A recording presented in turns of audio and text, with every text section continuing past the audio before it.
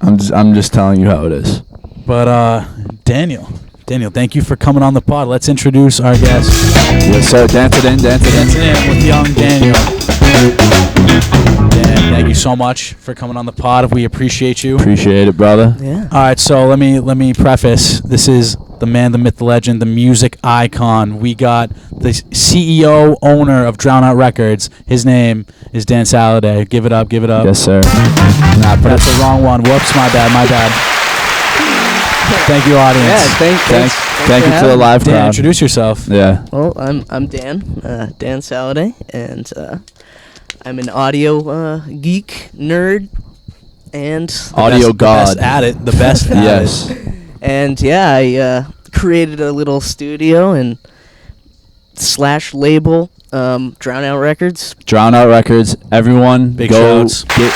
Where can they find you? Where can they find you? Instagram and a website that I haven't updated in a year. So. All right. That's Instagram. fine. What's it called? DrownOut.com. Yeah, Drown Out Records. Yeah, DrownOutRecords.com. DrownOutRecords.com. Find him on Instagram. Show love. Follow this Show man. some Show this love. Show this love. But, Yeah. And check him out because he's got some great stuff. Thank you. And he's just getting started. But yeah, I want to talk about the website because I was glancing through it. Do you want to update it? Like, what do you think needs? Oh an yeah, update? I mean, I just haven't put on A lot any of- recent yeah, projects not that I've been recent working on. music, I've just but- been finishing the projects and then not putting them on the website because Hey, doesn't matter. I I'm mean, lazy. You're still No, grinding. That's though. fine. Because you're still in the lab. It's not like you're not working on anything. And like, I think it's super. I'm a big quality over quantity person, so I would rather you feel 100% confident in what you're putting out before like just throwing it out there. And like, there's nothing wrong with throwing it out there and like throwing shit at the wall and seeing what sticks. But I think it's so much better when it's well thought out, like meant to be. Like, what do you think about that? For sure. Yeah. I mean, I finish various projects at various speeds. I guess it depends on what I'm doing and how intensive the actual project is. Some are Yep. significantly longer than others depending on how we record, instrumentation, anything you can possibly imagine in music. I Yep. mean, and how we're approaching the projects and such. But yeah, I mean, and everyone has their own style of working and mixing. I'm primarily analog based. Okay. I mean, everything now recorded is typically still digital. Like very digital all the time. Oh yeah.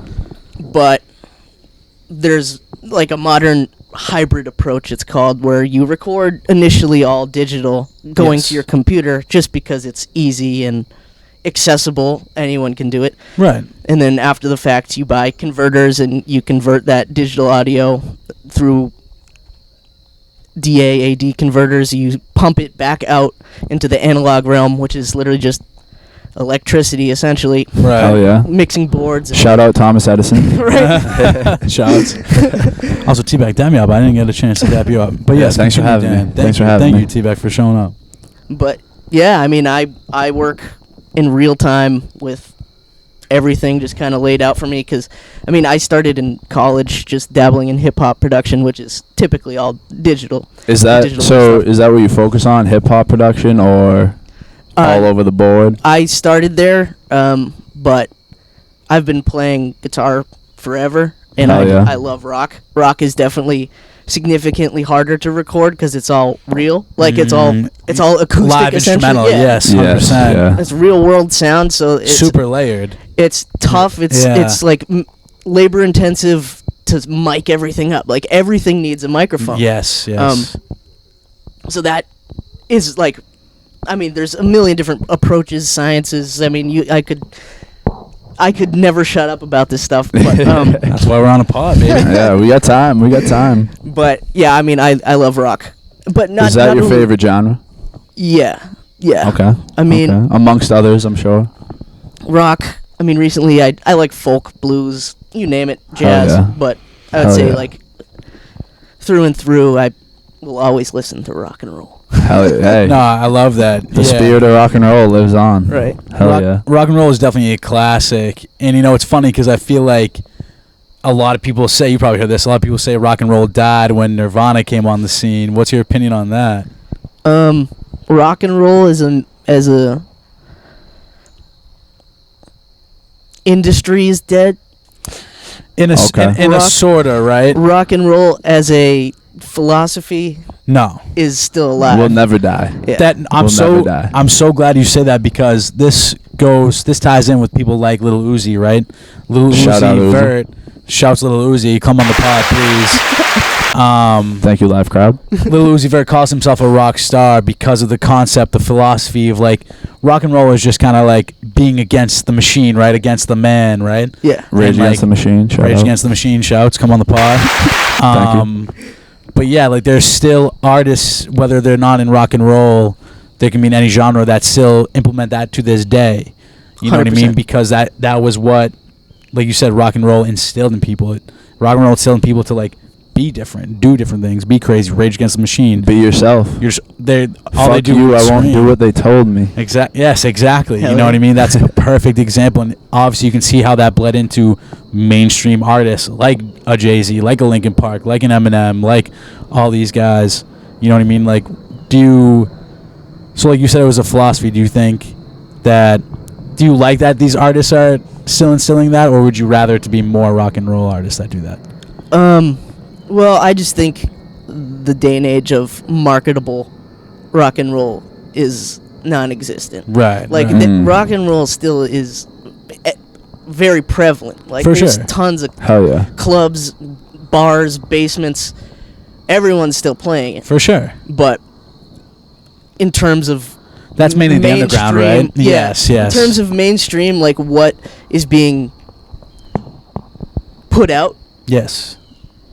Like rock. in the grand scheme of things, Yeah. grand scheme of things, it's not still a ton of rock and roll, but it's still there. I feel like the rock stars that we think of, like back in like 80s, 70s, before. Like They- Rolling Stones and, Yeah. and Eagles and things like that. Yeah. Or like Motley Crue, like stuff Shouts. like that. Yes. There's not much. There's not like big rock stars like that anymore. Like now, I feel like like who would you say is the modern day rock stars? I mean, everyone throws around the Foo Fighters as like the modern rock. I was band. just about to say them, but other than Foo Fighters, because obviously they've been around for so long. Like if we're talking about modern day, like MGK. newest, not MGK, but He's into rock. but Punk rock. Greta Van Fleet Yeah. is like really like the now modern day like Guns N' Roses, right? Yeah, you know what I mean. Greta Van Fleet is huge for sure. They're huge. I love their music. I think they're fantastic. You know what I mean? But like you said, they get their love, they get their roses, but it's not on the same scale, for sure. And they're the successful ones too. That's the exactly. crazy Yeah. part. It's like Yeah. it used to be like there is so much. I mean, this sounds like kind of, and I don't want to just say everything's about the money, but like from the late '60s, early '70s to the '90s, there was so much money in that style Oh, of for music. sure. Like, but that's. Sorry, my bad. I have to turn on the light. I was just fixing my hair right there, and he That's happened funny. to. That was crazy timing, Exactly. honestly. Same I time. thought I missed like some. The bites are in sync. Yeah, pod's over. My bad. My hair was just No, getting that's, stuck to that's the. hysterical. Let me fix my hair real quick. I thought I missed like some segment. Like, what are they doing? Did I? My hair was just getting. Yeah, pod had to end right there. It's tough because I'm not even speaking to the microphone. It's tough because when you got that's your microphone. My bad. I'm back. It's tough because like now that I have long hair, Kind of like rock and roll esque. yeah, like before it's getting there. And before it wouldn't cover my ears. Now it's covering my ears. So when I have the headset on, it gets stuck and like it fucks with my sunglasses too. So I'm like, damn, I gotta just. It's It like, looks amazing though. it's like I I could- mean, hold on, take those off again because we haven't got a hang they time got the check. hang Some time good- check, but no, I mean amazing. I mean, like I could bun it right now for sure, but like it's a small bun. It's not like worth it. You know what I mean? You just like the hang time. Nothing wrong with that. I just like the look of the flow. The flow look like I do like where it's at now. It's at the flow stage. Before it was still like The middle stage is long. Like the awkward stage is a very long stage. Awkward stages. Some people never make it through. Yeah. Myself included. I don't think I make it through. You're during like COVID. You're like around an area I started at. My hair was like down here during COVID. No way. Yeah, Rockstar. I didn't, That's rockstar I didn't level. get a haircut. I'm a rock star. It looked terrible. It was really bad. No, dude, I love long I hair. would have loved to see I would that have- because yeah, I'm do you sure have it looked pictures? amazing. Not on this phone. No. That's fine. That's On fine. an That's older fine. I want to get back to what we were talking about. I'm so sorry. We're talking about how Greta Van Fleet isn't like they're the gold standard right now, which is crazy because so long ago that was about you were talking about the money. Continue. My bad. Oh, I mean, you basically hit the perfect synopsis there. Yeah, I don't know.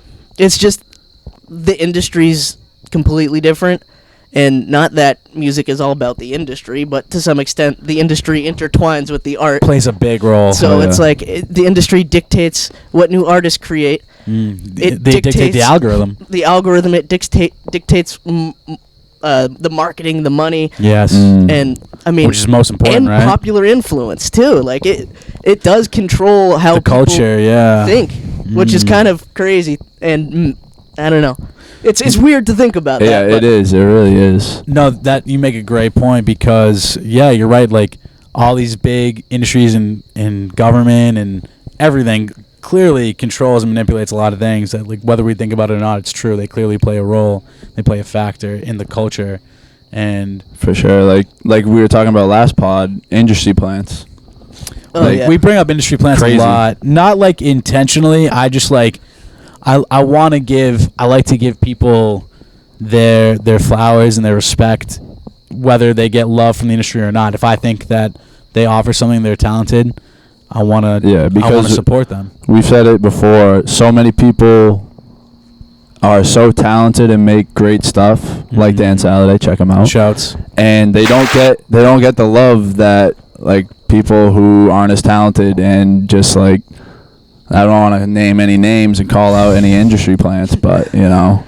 That's definitely a thing. It's like Yes. if the head of Sony is like, Yes. okay, this person is young, attractive, And marketable. and marketable, Yeah. and they will sell their soul. We'll do it. We'll do it. Yeah, Yeah. we'll pump everything we got into this. We'll buy 'Cause them. why wouldn't we, We'll you buy know? them 1 billion streams, and then everyone's gonna like them. Like, Yeah. I mean, not that I don't want to be that cynical, but like, Yes.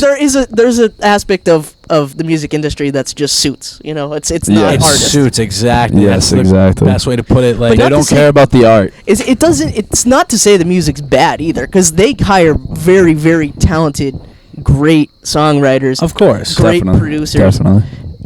But the end goal is like, we want this sound because we know this sound is going to work well in the popular And we view. want this Yeah. image and this vibe with this energy. You know, it's Yeah, it's a lot of What's like gonna sell? What's gonna make us the most money? exactly. That's what they do sometimes, you know. Yeah. I would say, in terms of modern trends, I have nothing against any type of music or anybody who likes any type of music. Of course, to each their own. Modern trends are semi-reverting back to 70s and 80s style music.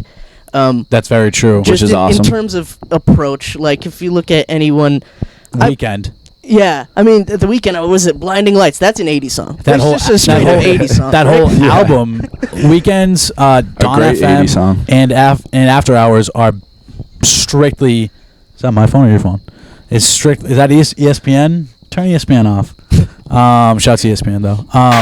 Sorry, but yeah, Dawn FM and After Hours by The Weeknd is completely 80s vibe. Right. Complete, and I think it fits perfectly. I think The Weeknd fits in that genre so much better than what he was doing before with, you know, Balloons or whatever that album was. Or, I think he just fits better in that genre. Clearly, Yeah, he's almost like a. he's the most streamed artist now because of making that switch. That is Yeah. remarkable, actually, yeah. He's like a.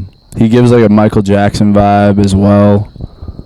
Vocally, yes. Vocally, yeah. for sure. I think He also gives a. he's a Dela- performer. He's he a gi- performer. He gives a Delaire 7-7 vibe. Yeah? To be honest.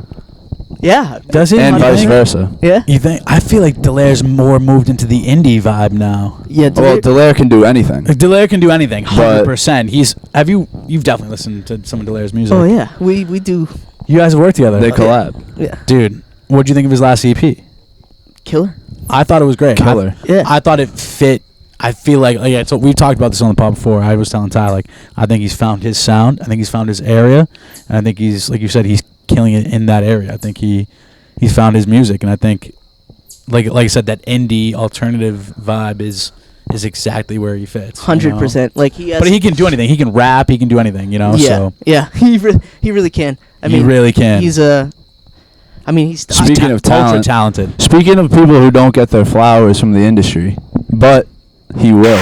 Shout out Shouts Delaire to Can 77. we get him back on the pod? Yeah, we're gonna get you back on the pod. Everyone watching, go to his page right now. Leave this video and then come on back. Yes, subscribe please. to him. Show love. Show love. Thank you. Show love. But Talk about working with him. Yeah, talk about that. Yeah. He works primarily in the box, which is computers. That's what. That's what is that That's the what term? audio people call it, in the box. Okay. Hell yeah. But I mean, he does some really dope shit on his. He plays guitar really well. Even piano. And piano. He's crazy Yeah. at keys. He's got an upright piano in his house. And it's like. Oh yeah. It's like not in tune at all, but it has like killer, eerie, like spaced out vibes to it. It fits his vibe. Okay. 100%. Yeah, because he likes his ambience. I can say that Yes. for sure. He likes his ambience, his The spaciness, vibe, the energy, yeah. ethereal almost, and it's yeah, he's fun to work with. He'll hit me up. I mean, he came over last week. He just wanted to, because I have all the capabilities to record live drums, Yes, and sir. Oh, yeah. put drums on a track. So he just came over. That's dope. With That's Steve, dope. Steve Scarpa came with him. Shout out Scarpa. Shout out Steve Scarpa. The dog. Who plays guitar and sings, and that's pretty cool. So he just hung out when Delaire laid down some drums, and then Fuck yeah. I threw a little guitar on it. I don't know where the track's going. It was still in the infant stages there, but I don't know. It was cool. Something. These boys are up to something, so stay tuned for that. I love that. I'm glad you gave us the inside scoop on that, because I like to see him on his grind, because we've always supported Delaire and his music. Ty was originally one that put me on to Lucy in the first place. Yeah, no, Yeah, he's had great songs since elementary school. People forget. 100%. So, But speaking of songs, I want to hear a little bit more about the band.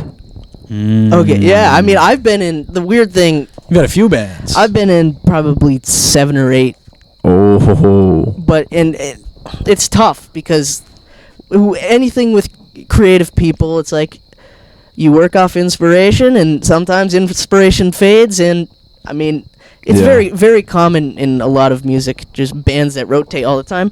yeah. But yeah, the one I'm in 2 currently, Mike's Car Wash. Hey. Shout out Mike's Car Wash. That's Go fire. check him out. Let's go. I love that. Yeah, we're more emo type music. Okay. Fire. I like that. Our singer is taking a hiatus at the time being, which is fine. No problem. And No problem. We have Sometimes some you need that stuff. check.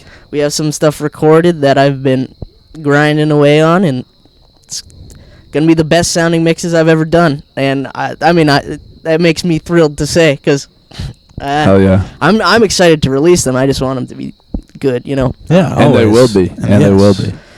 Yeah. Where can we find? Where can people find them? Oh, Mike's Car Wash. We're on streaming. Just stream Mike's Car Wash. Let's go. Mike's Car Wash, all But streaming that's- platforms. But that's Check not 'em your out. only band. What's the other band? The other band I'm drumming in is Water Dance, with some people from West Roxbury. Let's go. Hell They're not yeah. originally from West Roxbury, but they reside there now. Shout out Water Dance. So Also streaming. Yes. Check out Water Dance. Check out Mike's Car Wash. I'm guarantee you'll be thrilled. do you also perform Do you try to perform live in any bars or clubs? Oh yeah. Mike's Car Wash. I would say we were playing. I don't know, a few times a month, 2 or 3 times a month. Let's go. Before our singer Like took local a break. places? Yeah, there's a bunch of places, literally everywhere. I mean, a couple of members of that band go to UMass Lowell, so we'd play in Lowell all the time. There's Nice. a cool new venue, Taffeta, up there. Shouts. Shout out Taffeta. Which, I mean, cool spot. They hook you up? Yeah, it was a great show. Nice. And I don't know, we'll play O'Brien's in Alston. That place is really cool. That place is like a dive bar, if you will. Hell yeah. That's the best places. But it's focused all around the music too. It's like you go there to see music and Hell yeah. drink your choice of beverage.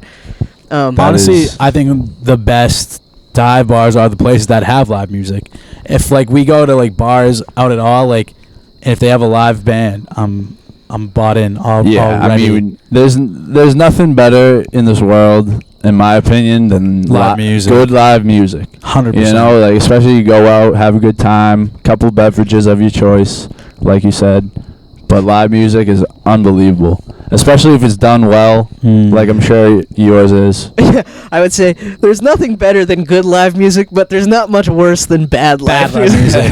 Yes, that's exactly how it works, right? Like when it's good, it's fucking great, but when it's bad, it's god awful, right? Yep. So like, and it's tough, right? Because you can play perfect songs, you can be the best guitarist, but like if you're not matching the energy, if you're not setting the tone as like, because there's so much more that I bet you already know, there's so much more that goes into performing, like in a performance, than just being good at playing music, right? Oh yeah. Have you noticed that? A zillion %. I love performing, but I know like It's a rush, right? it's like a blackout. It's like 100%. Hell yeah. you don't remember anything from it unless you F something up really bad. Right, But- right. Which never happens. Even you try to forget that, right? Which never happens to you. I mean, recently, not really, but there's definitely growing pains. It's like when Growing you first pains. perform, it's like I'd like to think like I'm always prepared for shit, but Yeah. every now and then something comes up. Like I broke 2 strings in one song once, and then I just put down my guitar. I'm like, all right, I mean, I always bring multiple guitars. Yeah, you got it. But I was like, I just can't finish this song because you break a string, everything goes out of tune. And I'm like, I can't do anything anymore. So were you but just you power shredding? through. Yeah. Were you just shredding so hard that the strings broke, or were they old strings? They actually weren't. I remember. Combination of both. Yeah, I think I was just playing hard, and it was outside. It was Okay. it was an outdoor gig in Salem. Okay. So I mean, that's when temperature kind of affects The guitars climate. and stuff. Yeah. It really does. So I mean, I don't know what magic happened there, but it was a catastrophe. Well, no, that's true, because like if it's too hot and the strings are like left in a very hot environment, they'll stretch out, right? They'll bend. But if it's too cold, they'll condense and tighten up. So like if it's fluctuating between those two, extremes, the strings are gonna get old. For sure. The guitar is gonna wither away. So you got to make sure you take care of your instruments. You know what I mean? Hell yeah. I Yeah. noticed that for sure for my guitar too. Like it's an acoustic guitar, so that's where you notice it the most is with wood, obviously. So Yep. you really got to take care of it and keep it in a good spot. But yeah, I want Hell yeah. to talk about like what goes into making music. Like when you when you want to go to the lab and create something, do you already have like a plan thought out, like lyrics are maybe made, or you have like a concept ready to go, or do you kind of freestyle it when you're in there and just feel it more than anything? Great question. Um, I guess both, probably, most likely. Definitely. Yeah. Definitely. There's undeniable aspects of spontaneity when you're creating, where it's like I was just an example. With the people in West Roxbury, they just wanted to do a demo at their place in West Roxbury, and I was like, okay, that's cool. And we recorded. They only have an electric drum kit there, so I was like, all right, what can we do to spice this up?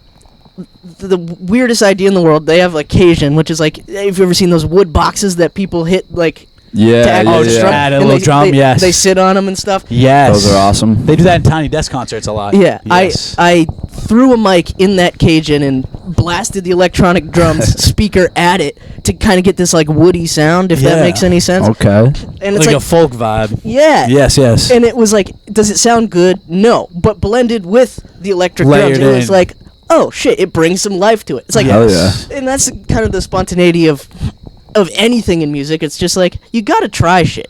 You just gotta try shit. Hell yeah. Experiment. And then you'll find shit that works. You'll find shit that's like, wow, I never would have thought to do that.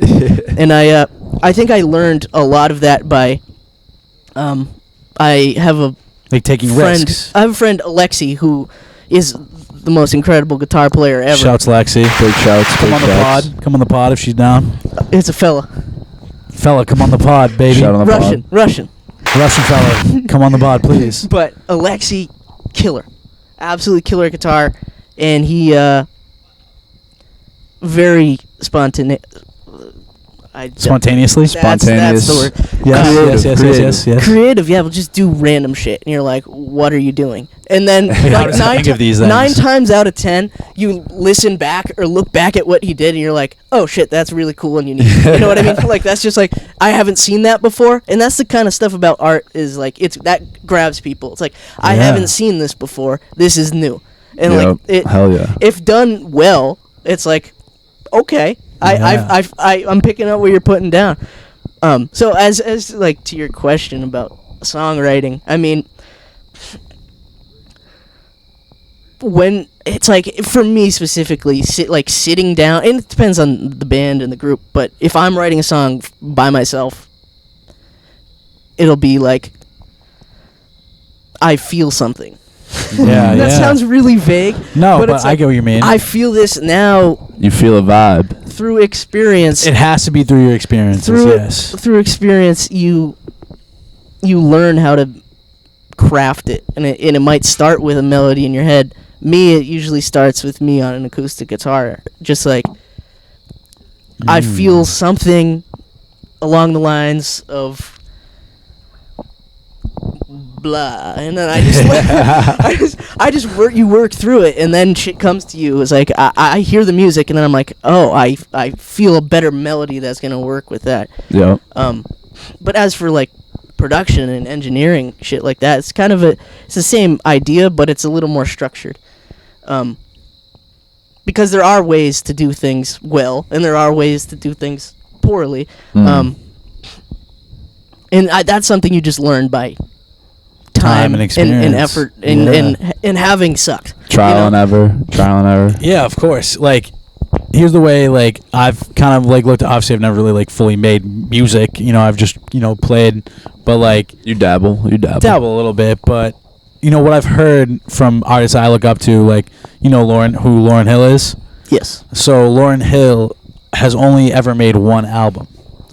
And when asked about why she's only ever made one album, she said that, when she makes music, she likes to talk about her experiences and what she's been through and have it come from a raw place, right? Like you said, like, it's a feeling.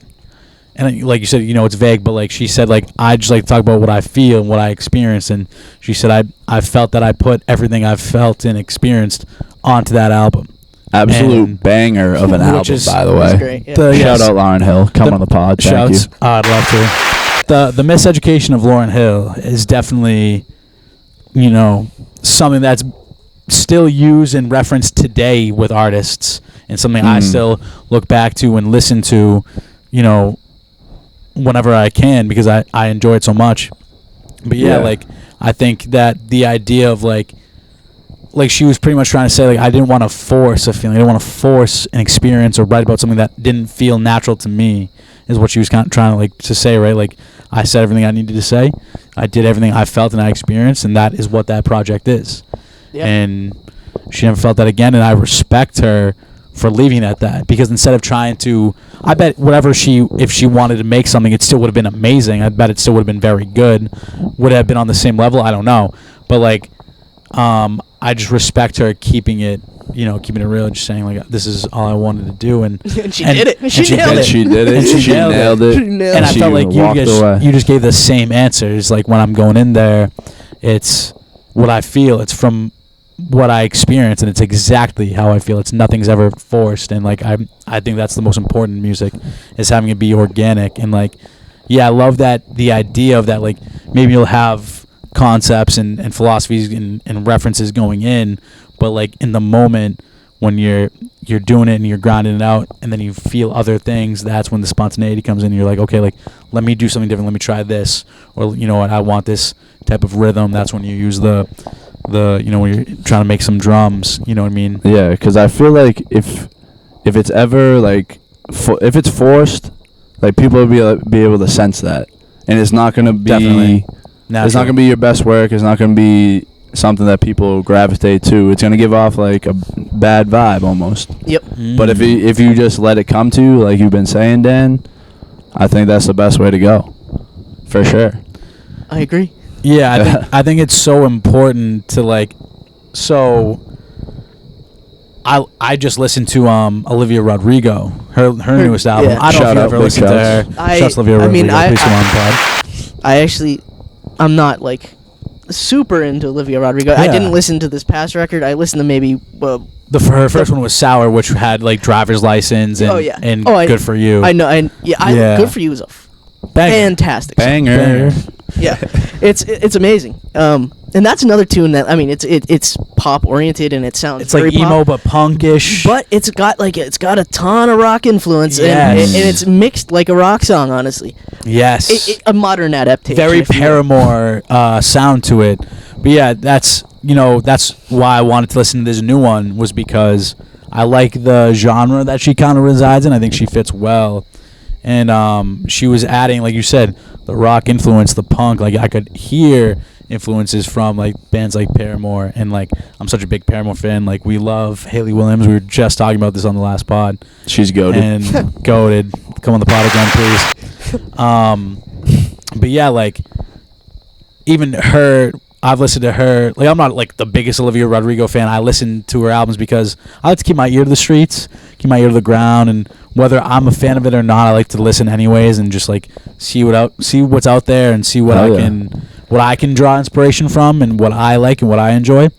And like I've seen her in interviews talking about like her process of being, you know, in the lab and stuff, and like obviously this album and her last album were very, you know, heartbreak oriented and very about her personal feelings and experience, right? And like how they like asked her how she was able to like draw these emotions out of her, and she basically said the same thing you said about, and same thing Lauryn Hill said about the feel and the experience, that like she experienced such strong emotions, such things of heartbreak, such things of breakups and in relationships, which is everyone can relate to. It's so relatable that she was able to make music that everyone enjoyed within that genre, and it fit perfectly like the rock and roll concept, right? Like just fuck the man, you know what I mean? So Oh yeah, fuck the man. fuck the man. So that's basically what she did, and I definitely need to listen to this new album a couple more times before I like give my full opinion on it. But like I do respect her game and where she comes from, and you know how she does her work, whether I'm a fan of it or not. You know, she's got a great voice. She's talented. Pay your clearly. respects. Pay my your respects to the Hell game. yeah. So yeah, I'm super big on. I just love hearing about how artists, what their view is on getting to the lab, and that's why I wanted to ask you. And they all say the same thing that you said. It's that feel. It's that experience. It's what your emotions are, and it's like even Kendrick Lamar. Are you a big Kendrick Lamar fan? Yeah. I love Kendrick. Shout out Kendrick. Kendrick said, Shout out. Shouts Come on, Kendrick. pod. Please come on the pod. He even said the same thing. Like, he actually just did a podcast. You know who Rick Rubin is? He did one a couple years ago. Rick Rubin's like the best producer in like the business. Please come on the pod, Rick Rubin. We love you. He's like a tier below Dan Sallade. Tier below Dan Sallade. I'd say he's probably like 35 tiers above Dan Sallade. But hey, not right For now. For now. For now. But Hey, yeah, I'll be in this game for life. So Yeah. what else are we gonna do, right? Sky's the limit. Sky's the limit. hell yeah. But Rick kind of asked Kendrick the same thing, like, what was his process? And Kendrick said sometimes, like, he'll go in with, like, reference tracks. Like, he'll have already kind of, like, a snippet of an idea that he likes and from things that he's experienced that he wants to use, and when he goes in, go off that. But sometimes it's just by feel, like what he is feeling that day and what that day provides him. For sure. And a perfect example of this is you know who Baby Keem is? Yes, it's Shouts cousin, Baby right? Keem, Isn't it his cousin? His second cousin. Shout out Baby Shout out to Baby Keem. Keem. Please come on the pod. But Baby Keem, if you listen to his Melodic Blue album, I don't know if you listened to that one. Yeah, I did. That was the one. Yeah, that was what, I mean, like 2 years ago, maybe dropped that. That was like quarantine, like very popular. That's where like Family Ties and Rage Brothers came out, and he has a song in there called 16. I don't know if you know it.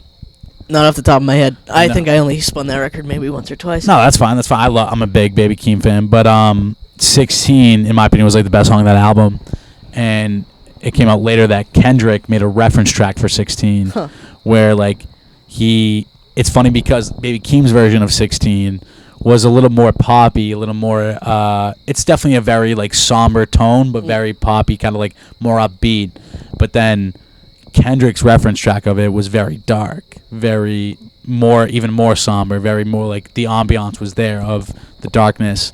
Yep. And like it's just funny to see how Kendrick had this idea for a song, and he made like whatever he was feeling at that moment. Maybe it was some darkness. I know like Kendrick's last album was very therapy based, very talking about his emotions and his feelings and how to cope with them and how to deal with them and how to grow. And so maybe that's why his headspace was that. But when obviously Baby Keem took that song or gave that song whatever was going on with that, he turned it into his vibe, what his energy is, and what he was feeling at the time, right? So that's what's like really interesting is like what one artist feels at one time versus another, because one could be in a dark headspace and make the same great song but in a different tone, and another great artist can make that same great song but in a also different tone and just go elsewhere with it. Like I wish I could play you both. Do we have the dongle on this thing or no? The dongy, it's got to be kicking around here somewhere. Yeah, we got to connect that so we can. I would love that. Love to do that just to play some music, or I wish we had the fucking monitor, but it's all good. It's all good. But yeah. I mean, I'll definitely check that tune out then. Dude. Yeah, check it out. Everyone go check it out. Baby Keem, Kendrick Lamar, 16. That was like one of the like when I started deep diving into the processes of music, right? Because like before I was just kind of like a listener, a bystander, and then I like really grew to love these artists and I want to learn more about them. So I would listen to their podcasts or their interviews or see how they are in the studio, and that's when I found the reference track to that song because I was such a big fan of that song, and I was like, oh damn, this is like really interesting to me how this was even like concepted, right? Yeah. I would say, like, I don't know who told me this, where I heard this, but it resonated with me, that music, specifically, I guess it could be applied to all art, but it's change. Like, music is change. Music is movement. It's adaptation. It's constantly evolving. I love that answer. Wow. So like Just you got said, the it's chills. like Kendrick came up with this idea, and then someone else, Baby Keem, heard that idea, and then it changes. Like, yes, it changes. I mean, because it is like it's human, and I think that's why. I mean, I like music. It unites so many different things. Not all music is raw. Like some music is very calculated, but I would say like through and through, it's like it's human, and that's why I think so many people love it and listen to it. And snaps for that. Snaps. But yeah, Demon. That's all. That's one of the best analogies I've heard for music. To be honest, music is human. Definitely, I think it's so crucial because like I said, it unites all different types of people. You know what I mean? Like you could be at a rock mosh pit and you'll see all walks of life there. You know what I mean? And that's what's so cool. I feel like it unites people. Kind of like if you're a fan of that artist, you're a fan of that music, you can be any type of person in the world. It doesn't matter, what your background is, where you come from. Yeah, you can put all the other BS aside and like we can agree on this. For sure. We can agree on this, exactly. It's a sense of community. It's awesome. Hell yeah. That's honestly like what really,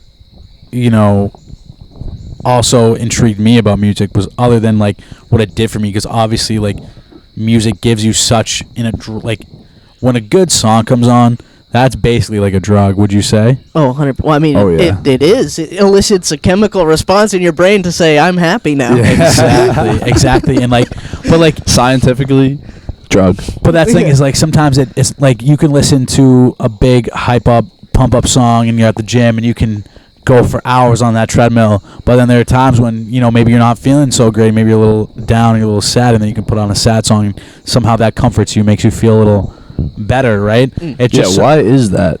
Well, you know, I've seen like the meme. It's like you're sad, so you listen to sad music to feel more sad. It's like how does that help you? In my like, obviously it does. It helps you cope.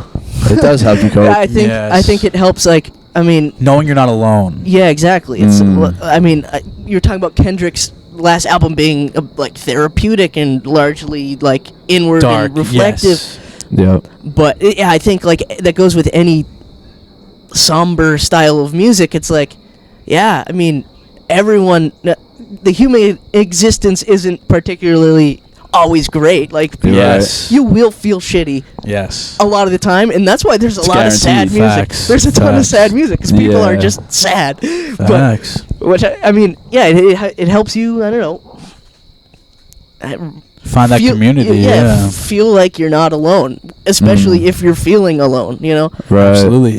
It's the relatability, I think, right? I think that's what a lot of people kind of look for, like, not only just in music, it's like even in other forms of culture, you know what I mean? Like in movies and books and even in like news, like people like to see people that are relatable. Like everyone loves a Spider-Man because he's just the average guy, that he doesn't have all the money like Tony Stark. He doesn't get all the praise. He doesn't get the girl. You He's know what not I mean? yoked like Thor. He's not. Yeah, he doesn't have all the great attributes that a lot of superheroes have, but that's why he's like so great, is because he's just an average guy trying his best, has his bad days, has his good days, and I think like music does that for sure. Like Kid Cudi, for example. Like Shout out Kid Cudi. Shouts Kid Cudi, please come on the pod. Like I love that. Every time you do that, I fucking crack a smile. That's hilarious. I would love if everyone came up. But like the meme you were talking about, I see that often for Kid Cudi songs where it's like one side of the bus is a guy sad and it's like gray, and then the other side is colorful and the guy's happy, and it's like a kid. It's like Pursuit of Happiness by Kid Cudi. Like it sounds amazing, but it's really dark. The lyrics are really dark. It's like that's a lot of Kid Cudi's music, is he's able to elicit that fun vibe, but at the same time show you that like Talk about real shit. this essentially is the tears of a clown, right? Yeah. Like he looks happy, it seems happy, but deep down he's not feeling his best, and it's okay to not feel your best. Like that's fine, but that's the point. Is like a lot of people feel that way, so he wants to show that you guys aren't alone. I'm here for you, and he does that for people. And like, I bet there are a lot of people that I probably told him like, you know, your music has saved my life. I bet you guys see that often, right? Where people will hold up the signs like, your music saved my life, and like. Music is a serious thing. It's deep. It's deep. It's real deep. you know. So I guess I would like that. It can be what you make it. You know, it's like it can literally be anything. You True. can- True. That's a fact, bro. That's a fact. that's also the weird part about creating something too. I would say is that there are no. I mean, there's limits to everything, but there's always another decision to be made. Yeah. Always.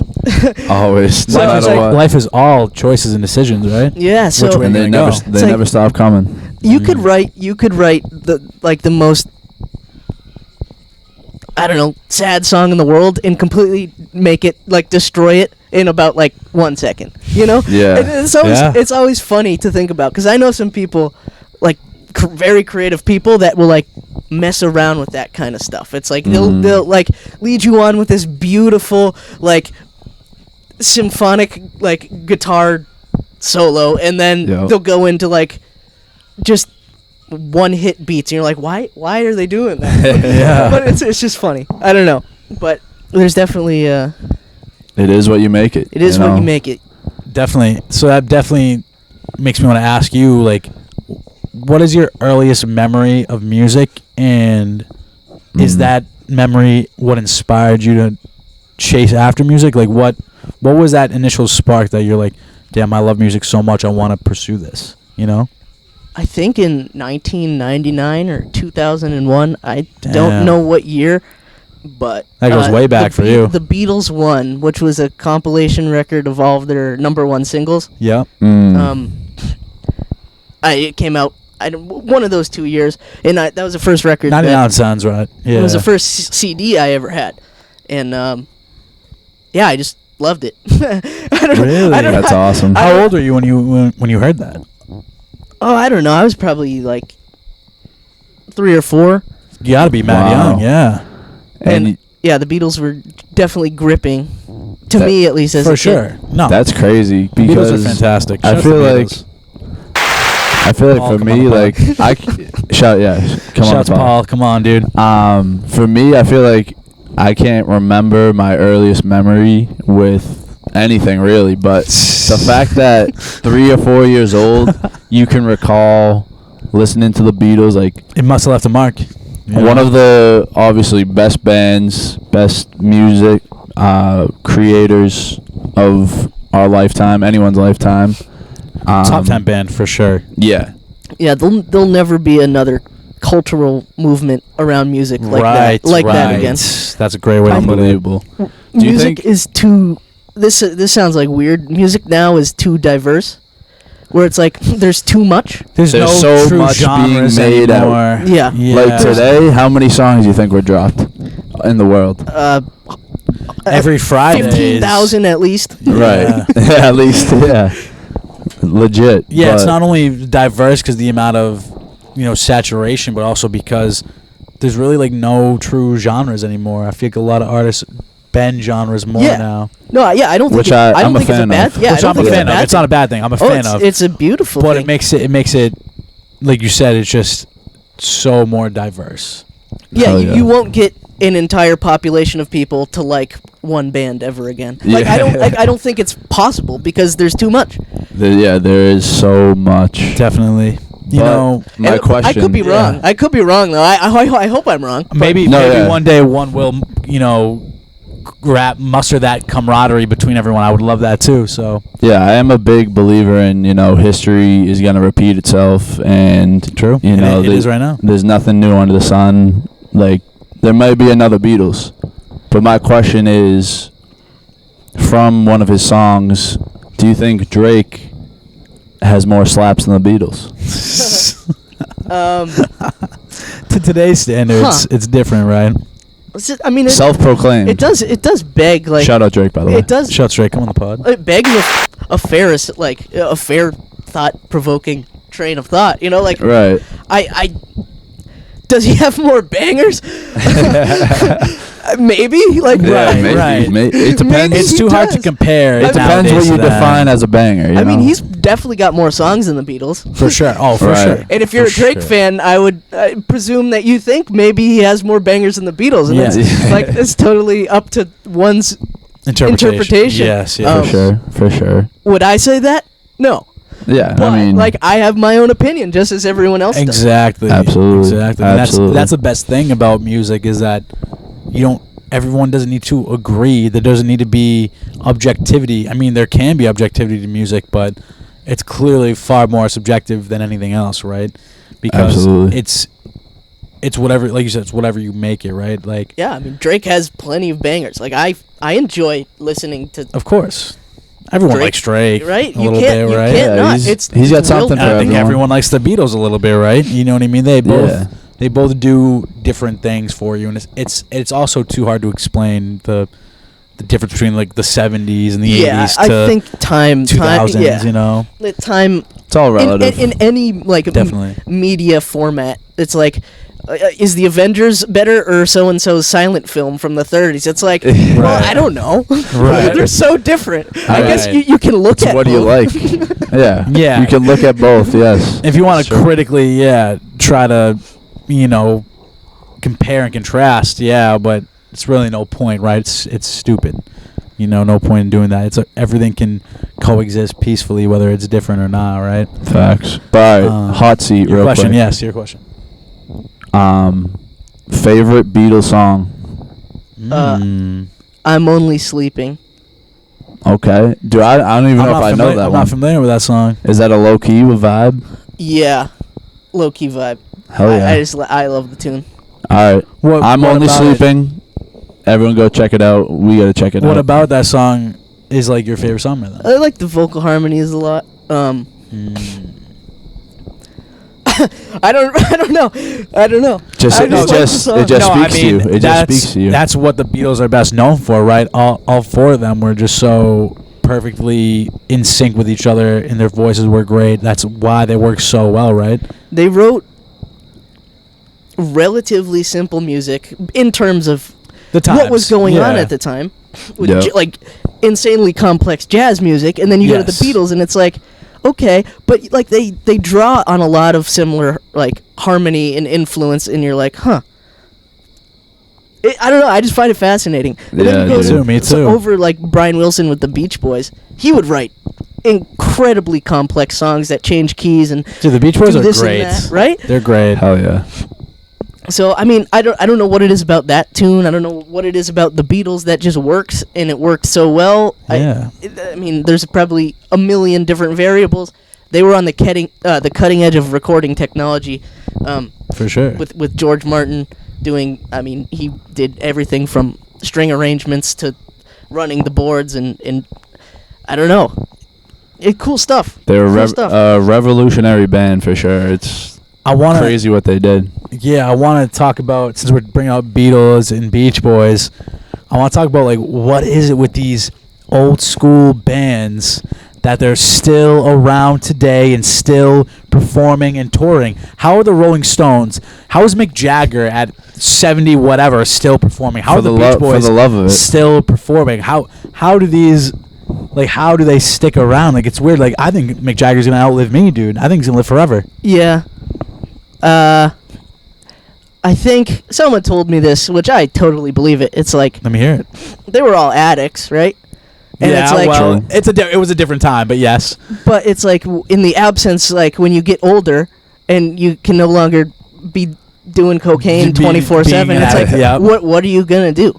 And it's like they're gonna do what they've known to do and keeps them busy. It's like that's why Mick Jagger Hell yeah. works out and performs and still does music because he can't stop. Like That's crazy. he's got to keep going. What else is he gonna do? You know. Yeah. And he's still fantastic. He can still move. He can still sing, dude. At 70, whatever he is, 78. I don't know. He's old. He's got the moves like Jagger. He's got the moves like Jagger, man. Like, that's for real. Like, that song isn't a joke. Like, Mick Jagger is phenomenal, dude. I just he's watched the video. mesmerizing. He's I just- mesmerizing for sure. I just saw him touring. I think they were in like Amsterdam or somewhere in Europe, and like I'm like watching this on YouTube. I'm like, dude, holy fuck! Like, I'm like watching this on YouTube, and it's fucking amazing. I can't imagine what being In there person. even feels like. They're you know releasing, what I mean? yeah, they're releasing a new record. I think they just dropped a single. Dude, they still make and music. I listened to it. And I'm like, all right, I know it's auto-tuned Mick Jagger, and I'm like, I can't. It's I can't. different. I can't. It's not I'm the like, same. I respect the grind, but at this point, I'm like, dude, like, Not the same. Not the It's same. I don't want to Yeah. hear auto-tune Mick Jagger. Yeah. I can hear better Mick Jagger from 40 years ago. From a while, Hell yeah. 100%. No, I agree, but it's still so encouraging and inspiring to see them still on their grind, still doing things like that. I love that. You know what I mean? Because like, I'm like you talked about. You kind of like revolve around the hip hop realm, and I do the same thing. Like, that was my area. You know what I mean? Like, growing up, like, obviously, other than listening to like the CDs that my mom and dad play while we were in the car, I listened to like a lot of music on my own. Like, I just like talked about this, how like the first time like I remember like really, you know, digging into music was being on YouTube as a kid. I was like 6 years old, just like watching like Vivo music videos or MTV Oh, yeah. music videos. Like, I would strictly just Hell like yeah. watch all these random artists that range from Nickelback to like Jay-Z, and you know, from Linkin Park to Eminem, like all these just like random music that like really put me on. For sure. And that from there, like that rock presence, that hip hop presence, which both are derived conceptually from the rock and roll philosophy of fuck the man, you know what I mean? Stick it to the man. For sure. And yeah, it was something about that was like inspiring to me, you know what I mean? Because like even to this day, I still rock the same music and Hell yeah. vibe to the same energy and to the same concepts. And like, yeah, that was like my earliest experience to the music. And I don't know, it shaped me a lot, I would say. Like, if I didn't have music, I wouldn't have a lot of things. Like, what would you say? Like, if you didn't have music, how different would your life be? I have no idea. It's so impossible to think, right? Let's not even think of it. Right, I it's so mean, impossible to think about. Yeah, I mean, I would presume I would find something else to do. Of course. But I mean, as good as music, would it be the same? Would it be as fulfilling? I don't know. That's what I mean. I just think music is that powerful. Oh, it is for sure, and it's yeah. I don't. It's a very weird thing. Like if you kind of like abstract yourself from it, it's like I do it all the time, and then sometimes I like take a step back. I'm like, what? This is so weird. No, this is so weird. I'm glad like, you bring that up. Like why? Like, but then again, it's like, what else would I do? Right. No, I'm glad you Just like Mick Jagger. What else is he gonna do? There you go. I'm glad you bring it up because there's so many times where I think about it. Like, music is weird in a sense. Like, how am I able to like, deal with my emotions and like feel such intense feelings from just a song? For sure. Just a song, right? A 3-minute song is like making me feel this way. It's like it is the most like contradicting thing. It is such a weird thing. It shouldn't make any sense. But I guess that's the greatest part about it is it's the abstractness to it. It's the non-concrete area of it, right? It's intangible. It's the more you think about it, like the worse it becomes. It's like you just kind of have to roll with it. Not accept it. Not roll with it. Yeah. Not like in the creative sense, because that takes a ton of like thought effort, and like hands-on. You're like, okay, like I'm making decisions now. Like I gotta make good decisions. But yeah, like in its entirety, it's like, why is this the medium that humans like communicate on? It's so like, cultural, right? That's crazy to think about. And I think, because music has been around for like forever. Thousands of years. Like, I mean, from the earliest like caveman writings and caveman recordings. dropped a rock and was like, oh, that could make a sick beat. You know what I mean? Yeah, the earliest recordings we have are like just music. You know what I mean? It's one of the things that's been around for forever. But yeah, I want to get back to, because I want to talk about the process. The process is so fascinating to me. I know you kind of touched upon it a little bit more. But I know we were speaking about how, when you're using real instruments and the layers come in, everything needs a microphone. When you're creating, do you have like a riff for guitar that you want to record first, or maybe you have a rhythm from a drum set that you want to get, or maybe there's like a bass rhythm that you want to get? Like, what do you think comes first, and how do you kind of like layer them in? I grew up playing guitar. Yep. Shout out. Shouts. Shouts. Queen E and Queen D. Shouts. Sorry about Just that. arrived. Continue. No, you're good. I grew up playing guitar, so like that's how I start the creative process. Okay. Having said that, like when I'm writing songs that are like for me, like I'll start with guitar and then drums to fit the vibe and kind of craft around that, and then bass I usually do right after drums, just to kind of let the the bottom end just sit there well, so you can like put weird stuff on top to make it sparkle and shit. Is bass like the Nice. last thing? Like, I feel like everyone, like a lot of people I talk to say like bass is kind of like the last thing that just adds a little extra to it, right? Oh yeah, I mean, it's important, but it's like kind of like the last layer, right? it depends on the genre too. Yeah, It's like yeah. you couldn't play funk without bass. You know what I 100%, mean? 100%. It's like it offers that the push pull almost. Right? Yeah, Yeah. I know exactly what you're saying. Slap of the bass. So I think Slap like the bass. with any style of music and how it's approached definitely changes. Like funk, funk you'd probably drums and bass to start every funk song, For sure. and then you throw your little ninth chords over there. James shaking Brown, around. Yeah. like James Brown I needed love needed James that Brown. bass, needed that I drums. love James Brown. That guy is Fantastic. absolutely man. nuts. Well, he's dead now, but R.I.P., Shout out James R.I.P., Brown. R.I.P. Shout man. out. But he was different, yeah. One of a kind. performance-wise, for sure. But yeah, continue. Oh, I mean, yeah. It's just variable.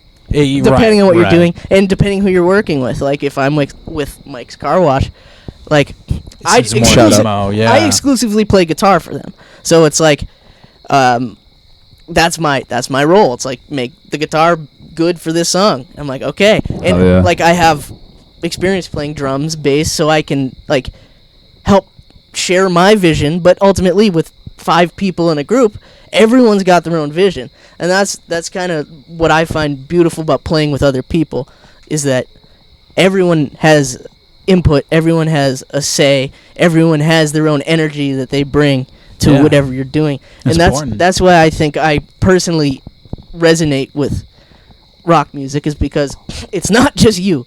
There's so much more than just you, and it is more than you. It's more than the band. It's more than the song. It's a collection of ideas. All of it. Right? Yeah. And I just love that. I love every second of that. Yeah, that's awesome. The collaboration, working off other people's energy.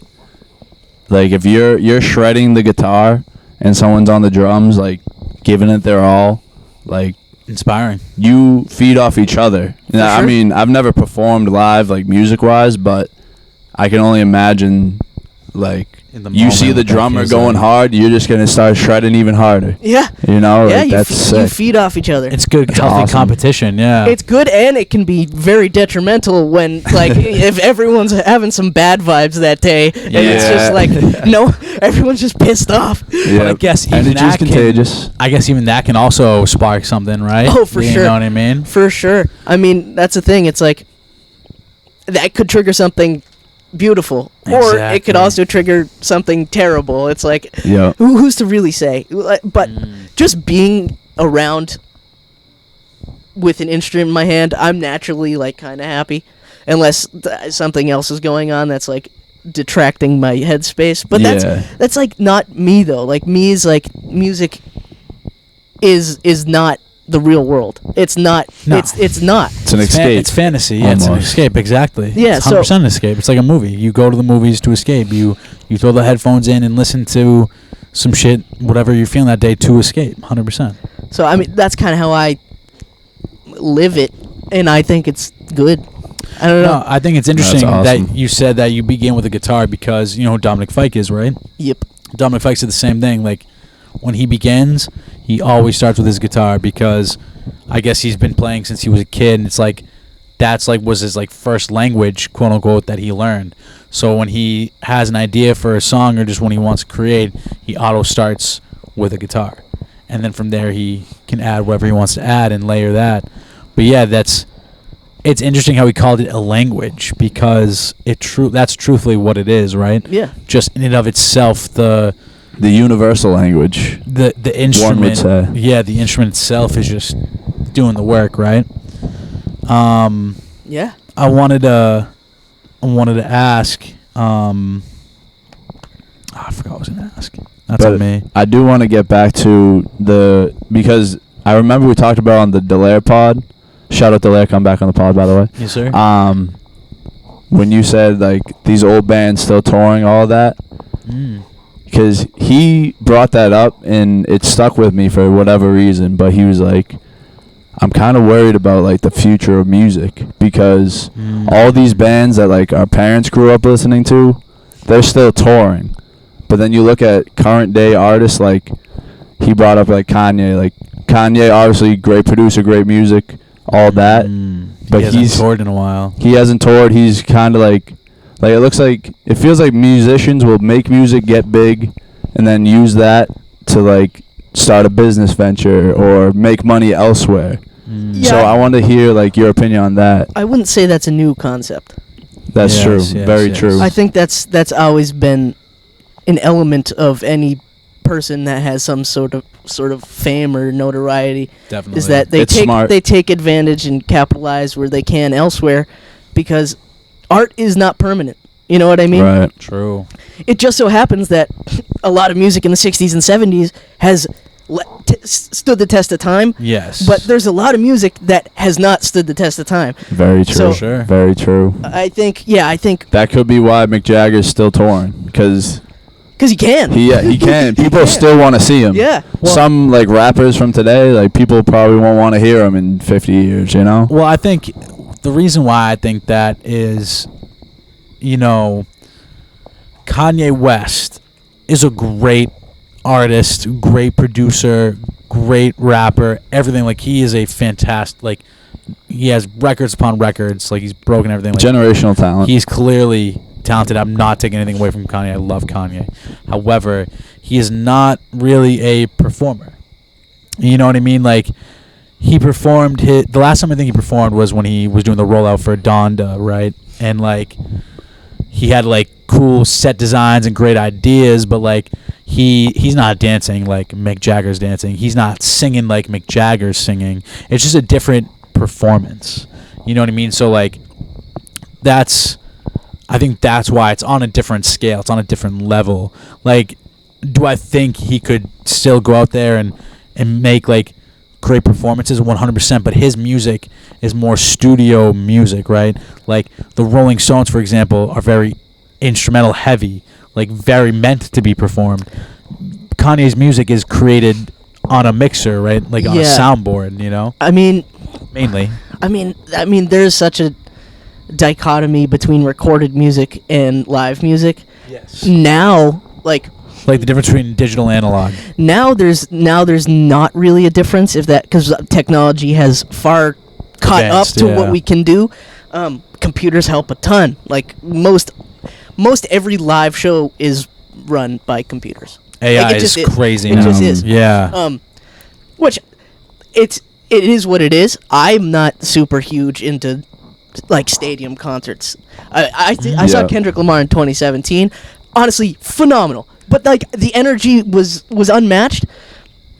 But I don't know. There's a lot. Was he going like letting the track do the work, or no? He had a live band. It was killer. Kendrick is a legit artist. They were off stage. Kendrick's no joke. The band was off stage. Was it a jazz band? I mean, they were players. Like they were players. Let's go. Throw them a chart. They could. I mean, if you're playing on a stadium tour with Kendrick Lamar, you can probably play anything. Do whatever someone's the fuck you throwing want. at you. Yeah, you're right. Mm-hmm.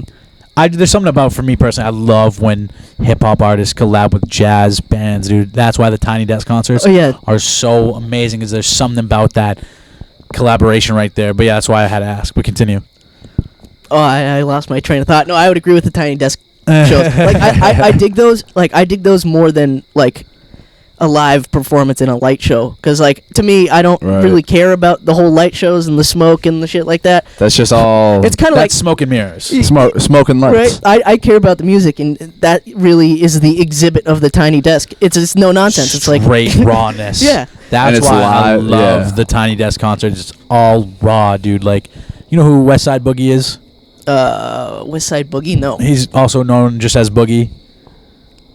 Perhaps. Shout out West Side Boogie, come on the pod. I love his work. Check him out. Boogie's also a West Coast rapper. Yeah, that rings a bell. Yeah, he has the album Everything for Sale. He's done music with Eminem. I bet if I played some music from him, you'd probably know him. But probably. He did a Tiny Desk concert for his last album called More Black Superheroes. He had a song on there called Nonchalant with this artist named Mami, Mamii. Okay. And like her voice on the song itself from the album is amazing. She does a great job. Definitely like kind of auto-tuned and touched up. But when I heard that song in his Tiny Desk concert where she performed it live, she was actually there with him performing it live.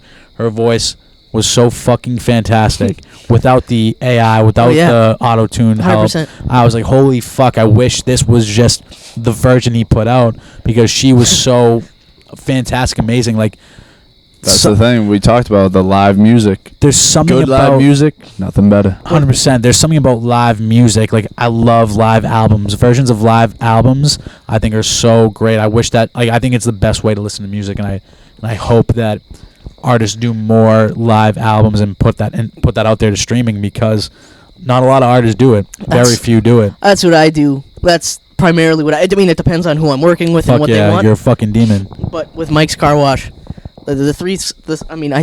most everything we've done to this point has been live, but Love that. The next 3 songs that we're releasing, just live takes in the basement. That's and awesome. it's like One take, like straight through. not one take. We probably Well, did like you can edit it. 10 you can edit takes. it, yeah. 10 takes. But no, you pick the best take. It's like Yeah, so it's all we just- did the same song until Hell we're yeah. like we like this one. This one has energy. Hell and then, yeah, that's awesome. I mean, after that, like I'd overdub extra layers shit to make the sound huge and full because there's Yeah. only so much you can do with a couple instruments. Like in the basement. every Yeah. record you've heard rock wise is like, okay, there's like 5 guitars on this track. They're just layered in to make it sound massive, you know? Okay. So like Okay. we got the bare bones all live and then enhanced it essentially with Hell yeah. layering and harmonies and adding Editing tricks, vocals and yeah. stuff. And when can people expect those to drop? Because I'll be listening. Eviscerate, I finished the first master probably last week. Let's go. I'm not 100% happy with it. Okay. That's fine. It sounds like it's the best sounding thing we've made, but I've mixed so far, and it thrills me. But there's only one thing I want to do is I need some sizzle on the cymbals. I don't have the means to do that, but I know a guy who has a studio, and I asked him, I'm like, hey, can I That's just sick. the thing is this piece of equipment that he has, it adds like harmonic overtones Yeah. in the high frequencies, and I have multiple pieces of gear that do a similar thing, but not quite as good sounding, Right. and it really brings life to like the top end of the song. So it brings that kind of that sparkle when you listen to it, and you're like, holy shit! It opens everything up. The song sounds really good right now. Like, it sounds better than anything I've put out so far. Okay. That's awesome. But Hell yeah. I want it just that one. You know it can be better. That one more thing. Yeah. And that's all it needs. And I'm gonna go in there with just that intent. And if I can pull it off, I'll be happy. If not, it's fine as it is now, and I still listen to it all the time. So I have a good feeling that you're gonna pull that off. And Yeah. what's it called? Eviscerate? eviscerate. Yeah. Eviscerate. I'll be That's awesome. keeping an eye on that. Everyone, stay tuned. I guess Great like things at coming. the end of the day, you'll never be like fully 100% satisfied with your work, right? I guess you'll always think like, I can Always room. Yeah, like there's always room to do better, always be better. So like, if it like, even if you weren't able to get the sizzle you wanted, like I bet like you're always gonna think like, oh, this could always sound better. This could always be better. I think just For sure. like the more you do something too, the more you learn. So it's like, Yes. And you only really learn by screwing shit up. So right. it's like, Yeah. Right. so 100%. No mistakes, just learning experiences. Exactly. I listen to stuff I did 2 years ago. I'm like, wow, I could have changed all this to make it sound way better. But like, that's the beauty of creating. It's like that happened then. It's gonna stay as it is. You know, and it just, I'm not gonna go back and change it. I have gone back and tweaked other mixes. I haven't re-released anything, but I've made it sound better just to prove to myself that I can. Yeah. Yeah. Hell But yeah. like, yeah, my production style evolves all the time. Now I use a lot of analog tape, which is if you ever saw like reels of tape in studios, that used to be the only way to record music. Well, Yeah. that's a lie. People would actually cut it into wax previously. Oh wow. But that was in like the 30s and 40s before they had Interesting. tape. Tape is literally it's just polarizing like rust, essentially, like iron or whatever Holy shit. magnetic compound on a piece of tape. And it passes. On like a recorder, yeah. You just It passes through tape heads and it just polarizes the magnet, and then on the other end it picks up the difference in electricity, essentially the magnetism, Wow. and amplifies that, and that's what you hear as sound. Holy shit. I never knew that. That's Yeah, actually you fascinating. just put the Bice on game. Is that why vinyl records kind of sound different? You think?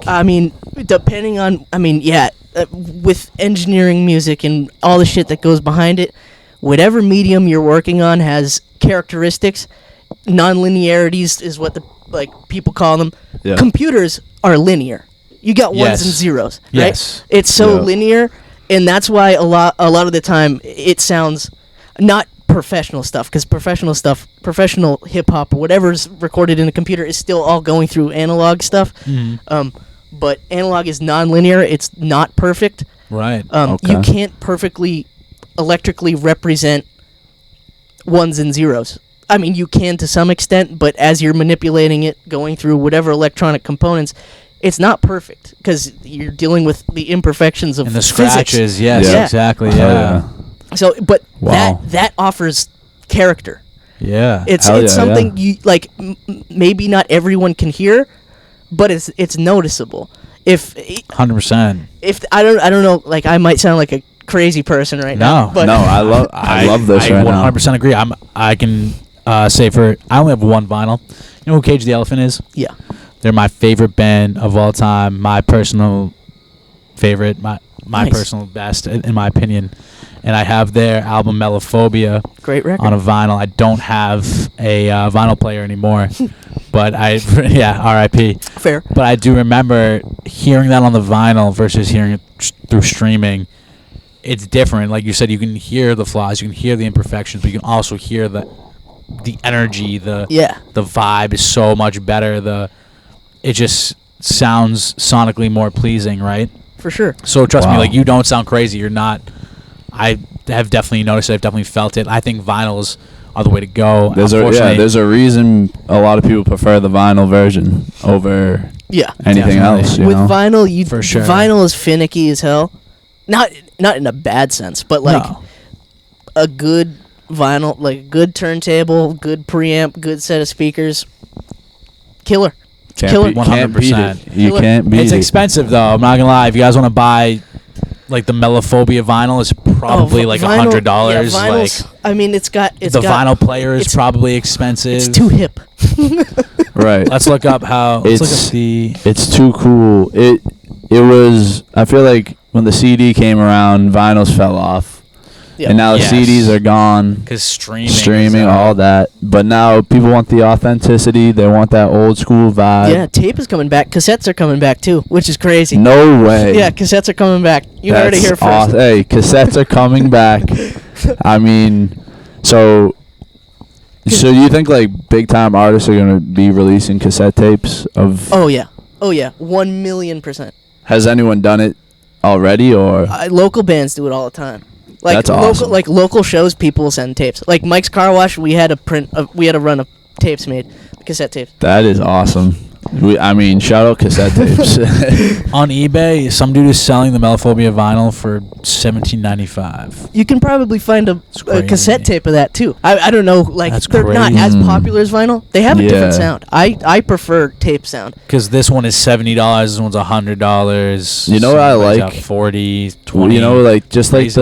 the sound when you put the cassette tape in, it's like click. Yeah, Yeah. and then you hear the Yeah. That is something else. Let me tell you. But yeah. Oh yeah, no, continue.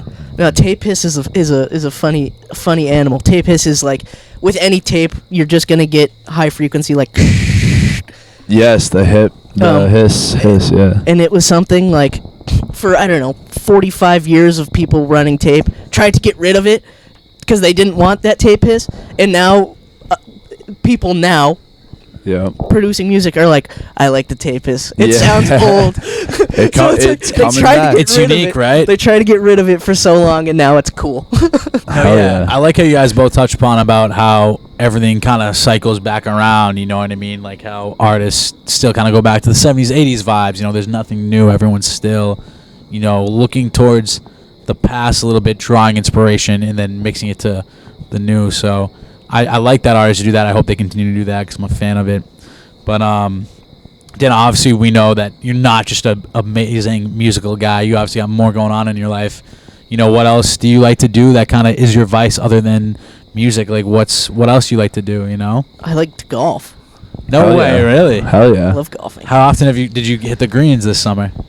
I don't know. I would probably go. I try to do once a week, but it might be Okay. Really? it might be less, once every 2 weeks. Hey, that's still more than me. that's still very consistent. How's the golf game? Yeah. And when did you first start?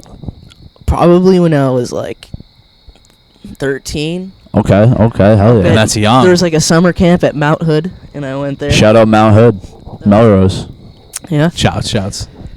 but yeah, I like golf. It's relaxing. No, yeah, I've personally have never been golfing. I need to. I've been driving range, mini golf, but never actually on the links. Really? But I've heard great things. So you think it's relaxing? I've heard it could be quite the opposite sometimes. Yeah, I've seen people get pretty stressed Pretty about heated, their golf swing. People having bad days, they break Yeah. some clubs. I don't really get that angry because I just. I mean, You don't it's- seem like a very. It's a good excuse know. to like get outside and enjoy the weather. Yeah, and yeah, swing hell a golf yeah. club. It's I a great mean, way to look at it. yeah, I would say if I just shot an 8 on a par 4, I'd be like, fuck. but like, then I take a step back. I'm like, there's another hole. Like, let's just approach it again differently. And if you continue to suck, then you're just like, ah. It's one of those days, yeah. Right. But like, I don't really beat myself up about it. You're not on the PGA, you know. It's all for fun. You're just enjoying it. Do you go alone? Or you usually play with friends, or how does it work? I play with friends. I play with my dad a decent amount too. Nice, Awesome. nice. Do you ever Awesome. listen to music on? Is that a big thing for Nope. you? No, yeah. I Just don't. complete silence. I prefer to golf in silence. Like Listen occasionally, to the nature. occasionally buddies will bring a speaker, Just about to say and that. like I'm not a fan of that, honestly. But like I don't care if people listen to music while golfing. Yeah. But I would prefer silence. Yeah. I I like that peace. Yeah, I think Peaceful silence is important sometimes. Like, you don't always want to have noise on. You kind of want to For sure. be able to be in that quiet mode, but also like that, not quiet, but that just like, what's the term? Kind of just like Tranquil. a tranquil, like recentering mode where like you're kind of no stimulation at all, just straight just look to the recentering, inside. There's you a know? there's a focus Exactly. element of golf that is awesome Just about to bring too. that it's up. like Mm. it's like It's therapeutic in a sense. I can see why, for sure. you just focus on hitting the ball, and you can't focus too much, but you just got to be locked in. You got to be dialed in. Just right. It's got to be balanced. Got to be dialed in 100%. But yeah, Hell other yeah. than golf, like what other, physical activities you're going to kind of get into Oh man. what's like your health routine, how important is health to Shitty. you and stuff? Shitty. What do you mean? What do you mean? I mean, I used to be healthy. I'm not. You're a healthy. track star, I'm dude. not healthy. You were running. You anymore. were a track star. I'm not nearly as healthy. I mean, it's everything's temporary. I'm gonna be fit True. again.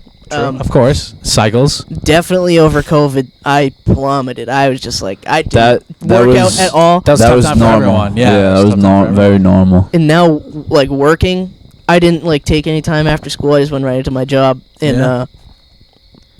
I would say, I mean, probably for the first 6-7 months, I was going to the gym frequently. Nice. And then, but when doing that, I mean, by the time I'd get home, it'd be like 9.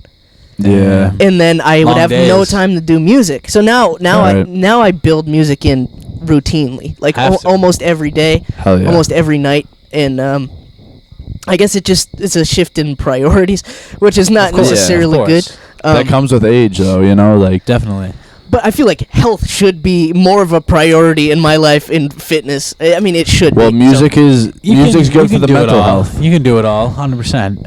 yeah, I need to find a better balance, if you will. Yeah, definitely. But I think It's always a work in progress. Right. You can do that as long as you're kind of like making sure. I think the physical activity, it's a little different, but like as long as you're kind of eating right, sleeping right, doing things that like the base things that your body needs, like keeping good hygiene, things like that, then your health will be fine. I do like hygiene. I'm a big, Hell yeah. big, I can tell big the- fan, the big fan, mustache. big fan of hygiene. The Yeah. mustache is looking nice. I've been meaning to compliment the Muzzy all show. The Muzzy is Thanks. fantastic, dude. Appreciate it. Let's give it for that Muzzy. when did that start? What was the inspiration? I want to hear all about it. It was summer of sophomore year of college. I was playing with Left on Red, which was a bunch of Wakefield people at that time. Yes, I love Left on Red. Shout out Left. left. Shout out Left on Red. But I love Left Oh, on Red. I mean, no hard feelings. Like I'm still friends with everyone in that Of band. course. I still play music with all of them too. So Hell yeah. just not all at the same time. No, exactly. So I mean, yeah. I mean, I don't know. Just hit me. I was just like, fuck it. I'm gonna grow a mustache. So have you had it since? I couldn't grow a beard. I mean, I shaved it for like a week during COVID, and I was like, Bringing that shit coming back. back. Hell And yeah. it's like it's polarizing, and I kind of like that aspect about it because some Yeah. people like or like get that shit off your face. Which is, I'm like, I don't really give a shit what anybody thinks. I like it. Hell yeah. I like it. Fuck it, whatever. No, I love it. But I think it's. I love that mentality, and I love the stash. 100%. That's great. But yeah, I know you're into fitness, right? You do a lot of that, right? He invented fitness. He's yoked.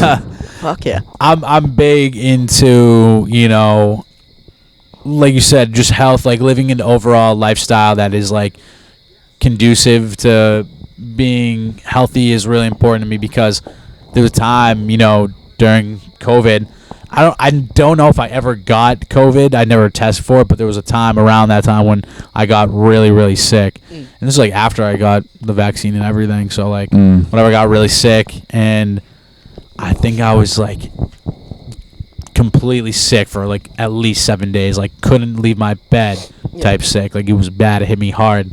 And I like realized in that moment, like, damn, like when you don't have your health, you really kind of have nothing. I've talked about this with you before. I've said like because this was only a few years ago, and I was like, damn, like, yeah, if you don't have your health, you have nothing. Like, you don't care about being at work. You don't care about, you know, whatever car trouble you have. You don't care about whatever someone's texting you. Like when you're that sick and you literally can't get out of bed. That's all there is. Yeah. Right. Your one focus is like, dude, I need to get better. I can't live life like this. This is terrible. Facts. So in that moment, I was kind of like, damn, I really got to like kind of focus, you know, take some vitamins, you know, like I just like changed my lifestyle a little bit, like ate differently, you know, lifestyle habits, even like mental differences, like other than the physical exercising and as well as taking care of your body through eating and sleeping and all the other forms of recovery. It was a big mental thing. Like we talk about mental health just as important as physical. We talk about this all the time. Like physical and mental health go hand in hand. And like, yeah, like I like to be in the gym and or go for runs or go for hikes or do a bunch of other various physical activities. But I also really want to focus that I'm keeping my mind strong. I'm keeping my mind sharp. And that's why it's like really important for me to like hang out with the people I do and be around the people I like to talk to, because iron sharpens iron, as we know. Hell yeah. This is true. And so like being able to be with all types of people that kind of keep me sharp and keep me talking about not only things that I like, but also things that maybe I don't like, and they challenge me on those things. And like I talk about this all the time, like it's so important to have a good tribe around you that challenges you at the same time that supports you. You know, it's a good balance, right? You gotta have a balance. And like, you know, luckily I have a lot of these people around me that, you know, challenge me and support me and are able to keep my mental health in check. You know, like there was a time like during the pandemic time where like I lacked a lot of like important like character traits. Like I lacked self-awareness. I lacked, you know, being open-minded. You know, I lacked just a lot of like base necessities, like empathy, things like that. Not like intentionally, like I wasn't like an asshole, but like I just like was so like kind of like out of touch that I didn't really like care to like learn more. You know what I mean? Yeah, open-mindedness is definitely crucial. It's like the number one thing. We talk about this all the time. So like that was a big thing for mental health for me, was to recognize these, you know, flaws that I have. And it's okay to have flaws as long as you recognize and are aware and take proactive steps to it. Then no one can fault you. Like, listen, if you're a bum or whatever, like it's okay to be a bum as long as you recognize it, you're aware of it, and you take small steps to work on kind of stop being that. 100%. Right? Yeah. Accountability, like self-accountability, ownership is crucial. Like it's the only, if you're not accountable with yourself, like I mean, it starts with you. Like it starts with you. Yeah. Like, 100%. I'm not always self-accountable. Like I mean, I think everyone struggles. But you're aware of it. Everyone struggles with that. Yeah. 100%. 100%.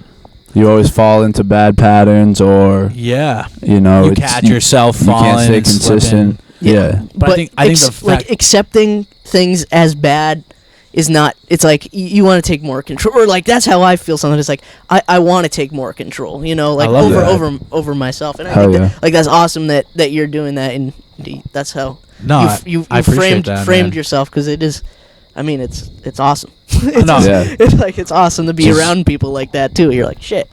No, I You got your appreciate shit together. That's I awesome. appreciate Yeah, that so much, man. for sure. It's like definitely it's a work in progress. Like I definitely do not have it all together, and it's like you said. Sometimes you fall into patterns. Like not every day is going to be perfect. Like there's still days I catch myself where I'm like, oh come on, like not to be doing this. Like you got to be better. You got to, like you said, have ownership and Lock in now. Lock in. you got to lock in. But that's the thing. Some days you're not going to be at 100%. Some days you're going to be at 70. You're going to be at 50. Like, and you got to just give what you can that day. And like, no one can fault you for that. You know what I mean? As long as you're trying, as long as you're really putting in your best effort. And that's how I kind of look at it. Like, if there are days I can make it to the gym, great. If I don't, that's okay too. You know what I mean? True. As long as you're aware, you're working on it, you're catching yourself, you're aware that some things aren't always going to go your way, but that's okay. Like you said, some things are going to be bad, and that's fine to be bad as long as we're always focused on getting it back the next time. So True. Hell yeah. like my friends really did that for me, and like, dude, that's why, like, honestly, that's like a big thing of like why we even started the pod. The pod was obviously because we wanted to talk about these, we like to talk about topics that we're interested in and love, but also I would like to have guests on because I love getting guest perspective on other things. And like, obviously we have, certain people on for certain topics. Like we have you for music because you're clearly a music fiend, and I love that about you, and it's amazing. But it's also another way to get a different perspective, different opinion, different than we have, right? And like, Ty and I don't always agree on everything, and we don't always disagree on everything, and that's why I think we're fucking boys, is because Hell yeah. we keep each other centered, check, yeah. in check, and right, and like even if we do disagree on things, that doesn't mean we can't be friends. That's like Ty said, that's a reason why we should be friends. True. So like, talk about your relationships with your friends, and what's important to you for those things. Wow. I know that's a loaded question. It's a big question. So take your time. Yeah. How does getting their perspectives help you in your life?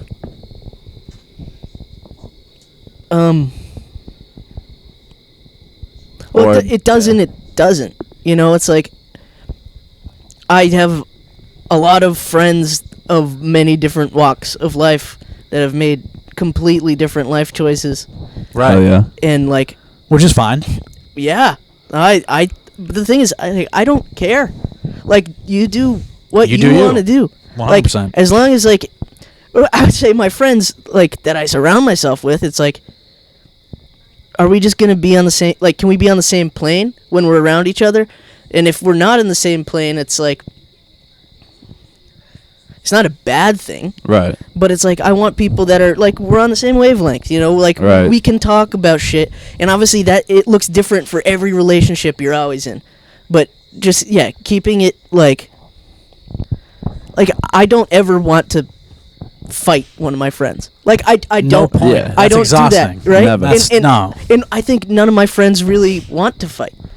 And not to say like there's not disagreements like you said, but like, I mean, that's where it starts. But like, that's not everybody. Some people like shitting and bantering all the time. Not that I'm against that. Right. Like, me golfing with people, it's like someone shanks a ball, we're laughing hysterically. Right. But it's all in a good spirit. We're not actually like angry.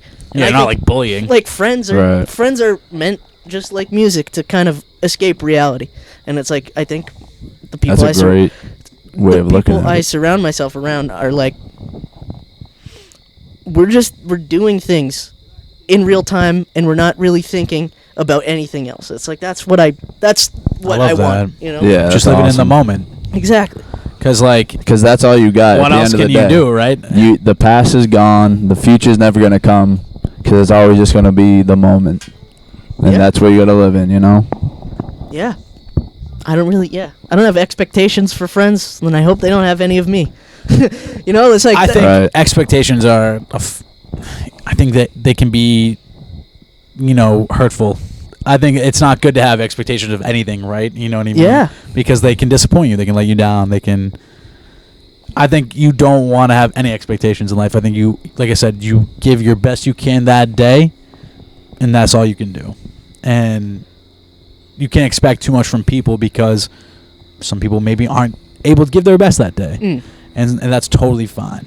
You know what I mean? That's one part where like the empathy comes in, right? Where you're able to like look at it through a different lens, someone else's eyes, recognizing like, okay, like maybe this person hurt me some way somehow, but that's okay because I understand where they're coming from, and I'm able to disconnect my personal stupid emotional feelings over like maybe what someone else is going through. You know what I mean? Oh, true, yeah. Yeah. Another thing, my buddy Soren, who was in Left Unread, Shouts. I feel like Big shouts. definitely in that band we were trying to be each other's like therapists. If that makes any What's wrong sense. with that? Well, not in a good way, not in a helpful way, not in a helpful way, like in a trying to destroy each other way. And like I would say I learned a ton Kind of from like that. picking apart. I mean, yeah. it was like freshman year of college, so I guess like everyone's still so growing up at that immature, point. Yeah, Going through a lot of changes too. But for sure. yeah, I mean, I'm still friends with Soren, and we don't do that shit. Like we just we're Right. like, this is like, okay, we have disagreements. I'm not gonna press anything. No Yeah. problem. Hey, yeah, no problem with a little disagreement. Yeah, Just No. just don't press. You Yeah, know, it's don't like, press. 100%. No, I think it's amazing that you're again aware of it. You can say, okay, we're in a territory where maybe we have disagreements. Let's just walk away, because at this point in my life, like I've definitely come to realize that like I don't want to get bothered by shit anymore. I don't want to feel angered by shit anymore, because those emotions are exhausting. yeah, it's It's futile. they're a It's- distraction. They're just a Right. distraction. Yeah, It's like there's no need for that when you could be doing things that are healthier, more productive. and better Absolutely. for you. Yeah. Exactly. So Absolutely. anytime anything kind of like frustrates me or like pisses me off, I literally just straight up just walk away. Like don't even still try to entertain it, because it's pointless. It's no point. You're not going to get anywhere with anyone in those moments.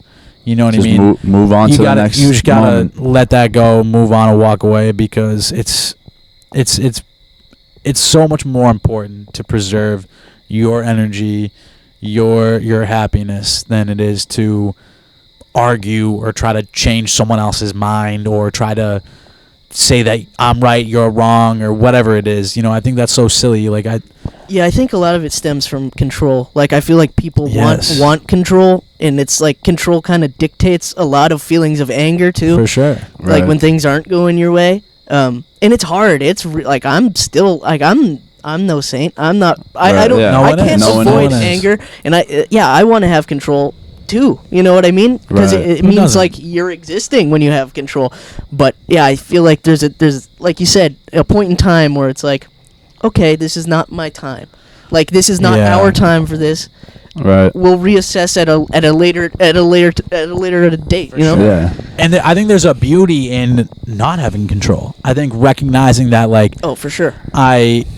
I'm just on this journey of discovery and things aren't going to go my way, and knowing that that's okay It's and being beautiful. accepting of Yeah, it is it's beautiful, beautiful. because life, like I said, life is about discovering. Life is all this journey. It's like recognizing that like this isn't revolving around me. You know what I mean? I'm a part of a bigger thing, and what's the point of being mad that, you know, I couldn't change this person's mind? Like I've talked about this with Ty before. Like it is so incredibly hard to change yourself, like just to eat right, or just to go to the gym, or to stop these habits, or just to do certain things. Like it's so hard to change yourself. Now imagine trying to change someone else. It's impossible. Like look in a mirror first, and like people struggle to just look in the mirror. Exactly. You know what I mean? But not to say like I'm all for criticism too. It's like if someone is critical, Constructive, and they're 100%. and they're coming from like a basis of Love, like Trying to get you love, better. Genuine. but not even like there's some like really hateful things people can say that True. you're like, oh shit, maybe he's right. Like maybe Yeah, I mean- maybe he's right. Maybe It works, it Maybe works. I am a He's fucking right, slob. he's right. Maybe I should like it's almost like tough love. You know, it's like Yeah. Absolutely. It's like- absolutely. Always a place for that. yeah. Absolutely. It's like get your shit together. Like you have to get your shit together because you're the only one here for you. It's like You're the only one 100%. Oh, who's shit. gonna get it together. No one's gonna get it together for you. You know. 100%. And yeah, like bringing it back to music talk, I feel like music can do that for you too. Music is super introspective and self-reflecting, and Oh, I yeah. feel like it's able to, I mean, it's personally helped me out a ton. It's personally helped me be introspective and look at my flaws and things that I wasn't happy about, and able to have a therapy session with myself or with others, and figure out what's good for me. I think music was a huge crucial role in shaping and forming me as a person, me and what I enjoy, and as well as me as I am today. You know what I mean? Because life is all about growth. It's if you stay stagnant, you're never gonna make it far. You gotta always be willing to climb that extra step every single time, because nothing is gonna stay the same. Growth and change. Growth and change. Always constantly changing, because that's what the world is. Oh, yeah. And I think that's what music is in general. Like I always call back to Mac Miller, for example. He's like the epitome of growth and change in music. The amount of he's done he's done R.I.P. Mac Miller. Yeah, he's done so much. So many different genres. Exactly. Yeah. Are you a big Mac Miller fan? Yeah. I'm not like an avid listener. I was an avid listener. Yeah. In college, I listened to a lot of Mac Miller. Of course. But that was the time. Like now, not as much. Now I still listen. He's borderline not even hip hop sometimes, but like his most recent projects were, I don't even know if you could categorize it in that, right? But yeah, I loved Swimming was great. I love that record. Swimming, unbelievable. I think every record he's put out, I've always loved, I've always praised, I've always, continued to listen to. I'm a big fan of Macadelic. I don't know if you've listened to that album. It's on my phone screen. What year was that? Macadelic came out like 2011, 2012. Yeah, I don't know too much, like, because I wasn't. You know the song "Loud"? I like my music real loud. That's on that album. Gotcha. It's a fucking banger. It's got Kendrick Lamar on it. It's got Lil Wayne on it. It's got so many great artists. Really formative for me growing up. I'm a huge Mac Miller fan. Yeah, I don't. I never really listened to a but that ton was more of his early stuff. Yeah, that was more of his frat boy rap, hip hop vibe, and then he obviously grew differently. But that was definitely he showed his growth for sure. He showed his growth for sure, and that's the thing about his growth is he was always good at it each time. You know what I mean? Yeah. Everything he touched upon. Was great. Like his last album was way more jazz inspired, and when he first began, that was like the Divine Feminine, and like even then he killed that. Yeah. So I think it's great. I think having role models, I think music's so important to have people in your life that you can look towards that can provide that jump for you to say, hey, like, things may not be perfect, but I'm willing to keep trying and keep going and keep growing. 100%. Hell yeah, that's music is human. Like music the great Dan Sallade said. Music is fucking Quote that, human. man. Yeah, like a big thing we like to do, we're almost been here for like 2 hours. I don't want to keep you too long, but I know you got things to do. Hey, we could go all night. But 24-hour marathon. Yeah. Call in with a donation. That's the next podcast idea is live stream. We're just have to live stream like Kai Cenat and all them and just keep going. But is there anything we didn't get to touch upon that you want to talk about? What do you want to leave the viewers with? Well, that's the thing we like to say for the end. Well, I don't know what I want to leave the view. Anything I want to talk about specifically? What was something we didn't get to touch upon? In terms of just what I actually do day-to-day anything that music, encapsulates you, Yeah, I would just say my philosophy on music, especially the the engineering side, is make things as natural as possible. I love that. Why? Because, like I said, music is human, not robotic. Hell yeah. You can make that's to me. Like you can make some hardcore freaking dope dubstep techno music, but that's house, from a human. Deep house. It is from a but I say like throughout what that is, it is still very human. But I would say my take on music is more I don't know. It's hard to describe, right? It's hard to describe, but yeah, try to speak on it, Say what you're feeling. free flowing, if that makes any sense. Hell yeah. Yes. Not forced. Not Not like forced. not like avant-garde like weird shit. But Yeah. I love like 70s records where it's just a band in a room, and that's what you got. The most simple thing. That's what you got. We talked about Hell yeah. Zach Bryan, just a man and his guitar, Yeah. and look at him. He's charting. He's one of the biggest country artists. I wouldn't consider him country. Me personally, I think he falls more in a folk indie vibe, but or alternative vibe. But yeah, something so amazing about just the simplicity of a man and his guitar, or just these instruments. Yeah. I agree. Like, it doesn't need to always be this super hyped up, produced and doctored, robotic sound, right? It's something just as simple as a voice, a piano, a voice, Guitar. and a guitar, or just the guitar, or just the acapella. You know what I mean? Something so simplistic about it. Still so a guitar amazing. and a mustache. Yeah, performance is one of those things in recording. It's performance over everything. It's like that's mustache. the Let's go. But yeah, continue. I'm sorry that Big just shouts. kind of hit me. Big shouts. performance is the most crucial element to recording music. 1,000%. And that's the thing about Zach Bryan, or I like to bring up Billie Eilish for these examples. That like when you hear their music on their albums, it kind of just sounds like you're listening to them in person. Yeah. When I listen to Zach Bryan album, I'm like, damn, I feel like I'm at Gillette watching him right now. Yeah. Or when I listen to Billie Eilish, I'm like, damn, it just sounds like her voice is literally in my ear. Like something so raw about their talent. I'm like, holy fuck, like just so much talent, so much great, artistic value there that like I hope people recognize. It's something that I feel like people neglect. And people are just like, oh, I just want to hear NBA YoungBoy fucking rap. I don't want to hear any other shit. And it's like, I get it. Like, obviously, to each their own, and I'm not player hating on anybody. And I just think, like, there's so much more. It goes so much deeper. And like you said, it's just like that natural, not trying to force a studio or a doctored production, which I feel like happens a lot in hip-hop nowadays, which I don't really like. Yeah, I think it happens everywhere. Happens everywhere, but Because I feel if like we more can, so hip hop. If we can make things perfect, we're gonna make them perfect. We've kind of. But I is it think perfect when it's has no perfections? Well- like, is that truly like having imperfections is something It's very so good? Very subjective. Yeah. I would say no. Like Me too. I rarely ever pitch correct or auto tune any vocals that I record for people. Just rawness. And it's like, is that wise on my standpoint? Does that sell as well, so to speak? No, it doesn't. Yes and no. Because people there's like an expectation of perfection almost.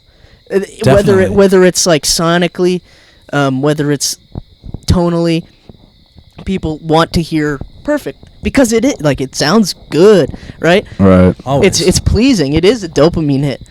for sure. Hell yeah. It's a drug. But I don't know. It's not the music. It's as like someone who mixes. It's like it's not the music I prefer to listen to. So if I have a creative choice, I'm gonna go with what I prefer to listen to. Which again, like if I'm doing something for someone and they're paying me money to do it, I'm gonna weigh their input much more For than sure. if it's for something that I like want to do for one of my bands or something like Of that. course. Hell yeah. I mean, I have more The freedom demand is to do different. the stuff I want. Yeah, Exactly. But if you're doing something with other people, I mean, you have to weigh their Incorporate, considerations yeah, and 100%. stuff that they want to hear too. That's like- Definitely. No, I think that's good, and I think that ties into like usually when we wrap up the pods, we like to kind of summarize what's a big takeaway for people. Like what can the people take away from this, and what's important what's something you can give them to thought provoke them. I have to provoke thought to the audience. Yes. Hey, audience. Shouts. Hey, shouts. Go check him out on something socials. what's something you can leave them speechless? Mike's Car Wash. Yeah, just rock and roll. I love that. Hey, that's all you need to say whatever right that there. means, That. whatever it means to you, whether it's Hell yeah. throwing firecrackers in a toilet. No, don't do that. Saran wrap the toilet so when someone goes to pee there, it just goes everywhere. No, but Rock Stick it and to the roll, man. Stick it to baby. the man. No, I'm glad that's so simple yet so profound because you started off the pod with that. It's the first thing I'm pretty sure you said was strictly rock and roll, baby. And we've talked about School of Rock on here. You know, we've done a deep dive about Jack Black, and GOAT. The reason why that movie is so good, other than it because it's a comedy, it does have that core value of rock and roll. Is the stick it to the man. That's what he keeps saying the entire movie. Just stick it to the man. Yeah. And like he lives by that because like there is something about whatever you want to think of the man is. There is something that is kind of holding you down, and rock and roll was that thing to. Why are we letting this hold us down? Yeah. You know? Yeah. So if I had to give something to leave to the people, yeah, it would be fucking rock and roll too. Stop letting things control you and stop letting things have an effect on you. Like if something's bothering you, getting you angry, like we just talked about, like why let that control you? If you're getting angered about something, it's controlling you. Walk away from it and choose. Put it in a song. Or put in a song and rock and roll that bitch and fucking rock the house. You know, stick it to the man. Fuck the system. All that shit. Fucking fuck the drugs, fuck the bitches, like Joey Diaz says. It's fucking time to get your shit right. Fucking Jesus can't help you, God can't help you, Superman can't help you. Time to get back on the fucking grind. Let's go. Shouts Joey Diaz. T-Back, what can you leave with the people? Joey Diaz, come on the pod. Please come on the pod, Joey Diaz. Please. Yeah, bro. I mean, I'm gonna piggyback off you guys. Rock and roll. Stick it to the man. Like you said, don't let an angry emotion get you down or control you. Like, your emotions are yours. Like, obviously they're going to come up, but at the end of the day, we have control over how we feel, what we do, and how we react to it. Yeah. So, that's what I'll leave with people.